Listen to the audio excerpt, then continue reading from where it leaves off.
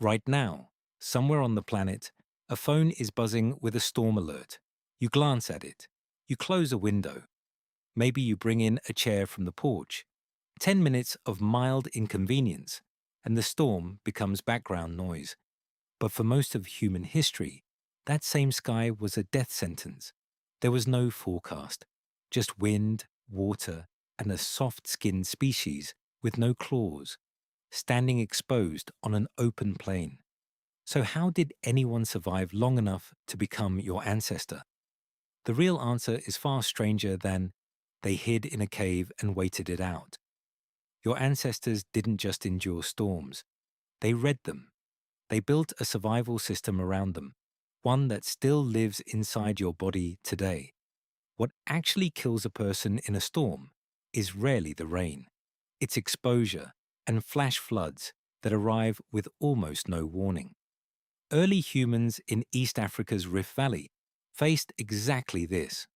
Anthropologist Seleshi Zemal has shown that some of the earliest known stone tools appear near ancient riverbeds, the exact terrain most vulnerable to flooding.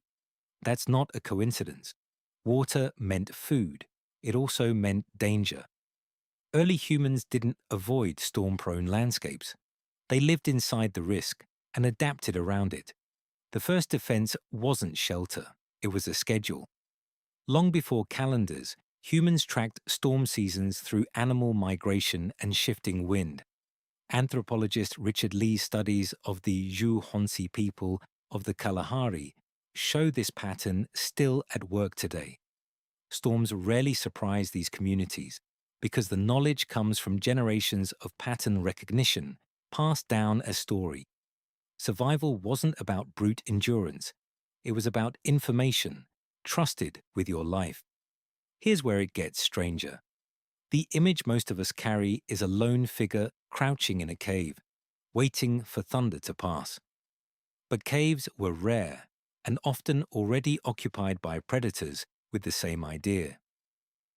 At Terra Amata in southern France, archaeologist Henry de Lumley uncovered post holes arranged in oval patterns dating back roughly 400,000 years, deliberate windbreak structures oriented to blunt prevailing wind.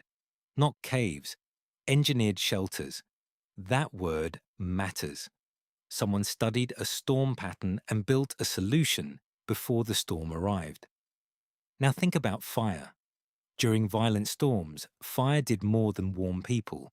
It kept predators away while humans were at their most vulnerable, soaked, cold, and half-blind. A wet, exhausted human is easy prey. A group huddled round a fire is not. At Wonderwerk Cave in South Africa, evidence of controlled fire use dates back roughly 1 million years, long before Homo sapiens existed. The instinct to protect yourself during a storm's aftermath predates your own species. That's why storms still make you want to gather people close and stay near something warm.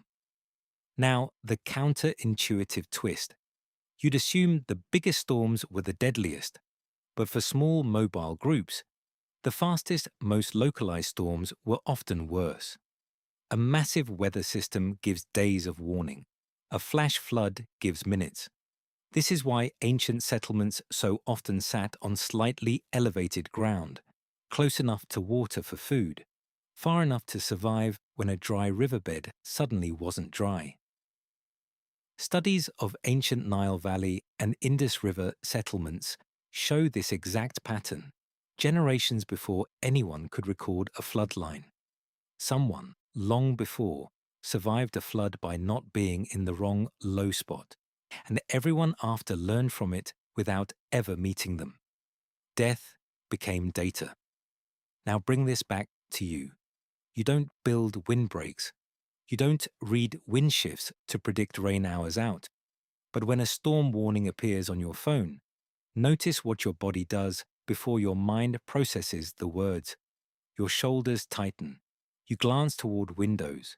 You feel an urge to gather the people you care about into one room. That's not modern anxiety. That's inheritance. Evolutionary researcher Randolph Ness's work on threat responses points to exactly this. Modern emotional reactions to environmental danger often mirror ancestral survival responses almost perfectly, even when the danger has mostly been engineered out of daily life. Your fear isn't irrational. It's old hardware, still running. So the next time a storm rolls in and you simply close a window, remember what that quiet action is connected to. Thousands of generations who read the sky, built the first windbreaks, kept the fire going, and chose the higher ground without fully knowing why. They didn't have forecasts. They had patterns, passed until instinct took over. Right now, somewhere on the planet, a phone is buzzing with a storm alert. But long before phones, long before caves were even the answer, your ancestors were already listening to the same sky. And they were the ones who survived long enough to teach you how.